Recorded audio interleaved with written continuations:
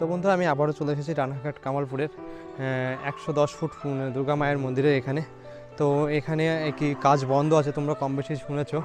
তো আমি আবারও নতুন আপডেট নিতে এসেছিলাম যে এখানে কেমন কি পূজা হচ্ছে, হবে কি না হবে। তো এর আগে তোমাদেরকে দেখিয়েছিলাম যে পূজা হচ্ছে না, কাজ বন্ধ আছে।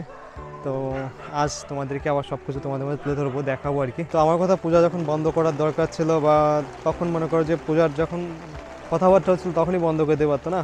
তো 3 ভাগের 1 ভাগ বাদ আছে, এখন এসে বলছে যে পূজা করা যাবে না।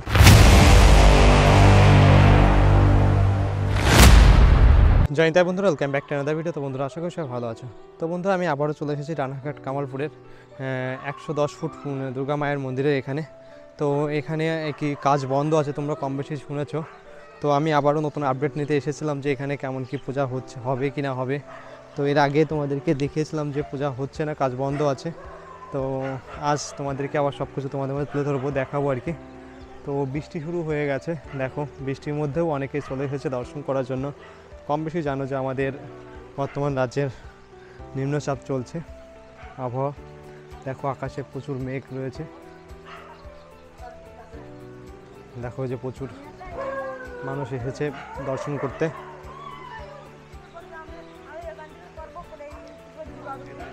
এই যে দেখো, এই যে মাটির স্ট্রাকচার করে তারপরে ফাইবারের মাধ্যমে মায়ের প্রতিমা তৈরি করা হচ্ছিল।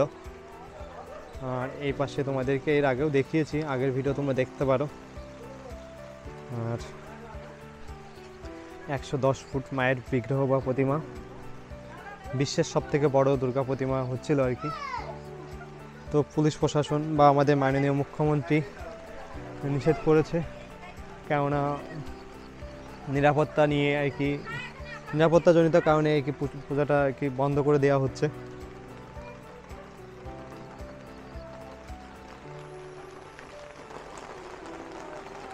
তো আমার কথা, পূজা যখন বন্ধ করার দরকার ছিল বা তখন মনে করো যে পূজার যখন কথাবার্তা হচ্ছিল তখনই বন্ধ করে দিতে পারতো না।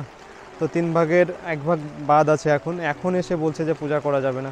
তো দেখো প্রচুর মানুষের ক্ষতিও হলো, আর যারা পূজা কমিটি আছে তাদের ক্ষতি হলো।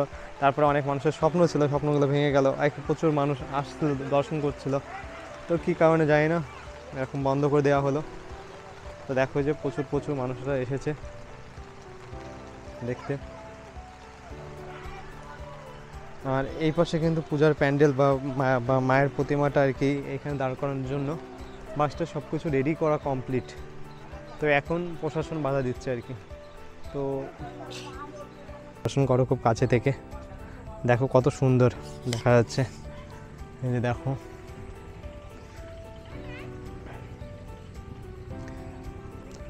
তো তোমরা সকলে দর্শন করছো বিশ্বের সবথেকে বড় দুর্গা প্রতিমা, নদিয়া জেলা রানাঘাটের কামালপুরে।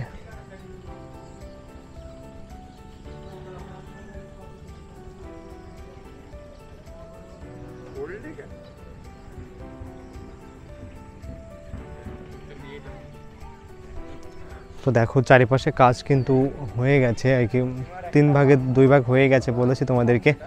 আর এছাড়াও দেখো প্রচুর জায়গা আছে, যে প্রশাসন যে কথা বলছে যে জায়গা নেই বা অন্যান্য অজুহাত দেখাচ্ছে, আসলে কোনো সমস্যাই হওয়ার কথা না। আর পুলিশ প্রশাসন কী জন্য, তারা যদি নিরাপত্তায় দিতে না পারবে, আর এখানে নিরাপত্তা না দেওয়ারই বা কী আছে, অন্যান্য জায়গাও তো পূজা হচ্ছে না, তো এখানে কেন নিরাপত্তা দিতে পারবে না, আমি এটাই বুঝতে পারছি না। তো প্রথম থেকে বাধা দিত না, তো কাজ এখন 3 ভাগের 2 ভাগ হয়ে গেছে, তো এখন এসে পুলিশ প্রশাসন বাধা দিচ্ছে, এটা তো ঠিক না। না, প্রচুর টাকা খরচ হয়েছে মানুষের আর কি, প্রচার হয়ে গেছে। তো এখন যদি বলে যে পূজা হবে না, তাহলে কেমন একটা বিষয় হয়ে যায় না। যারা আর কি এই পূজার মাধ্যমে অনেকে পেট চলতো, রুজি হতো, দোকান বসতো, ইনকাম হতো, যাই হোক সেগুলো তো বন্ধ হয়ে যাবে না। প্রচুর জায়গা রয়েছে, কিন্তু এখানে যে জায়গার স্বল্পতার কথা বলা হচ্ছে, জায়গার কিন্তু কোনো স্বল্পতা নেই।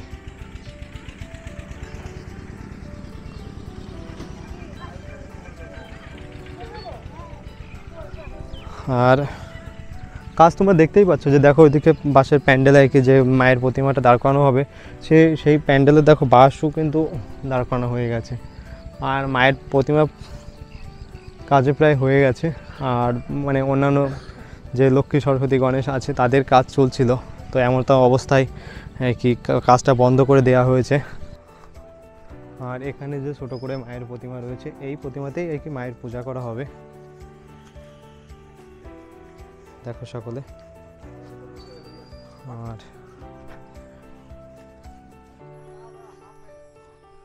এই বাসটাতে দেখো যে বাসের প্যান্ডেলগুলো দাঁড় করানো হয়েছিল মায়ের প্রতিমা দাঁড় করানো হবে বলে।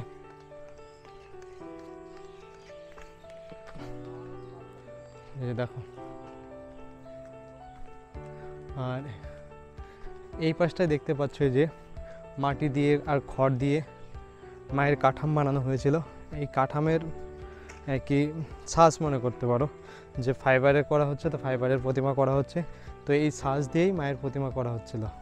জানি তাই বন্ধুরা, তো তোমরা আগের ভিডিওতে দেখেছো যে আমাদের নদিয়া জেলার রানাঘাটে কামালপুরে 112 ফুট মানে বিশ্বের সবথেকে বড় দুর্গা প্রতিমার কাজ চলছিল।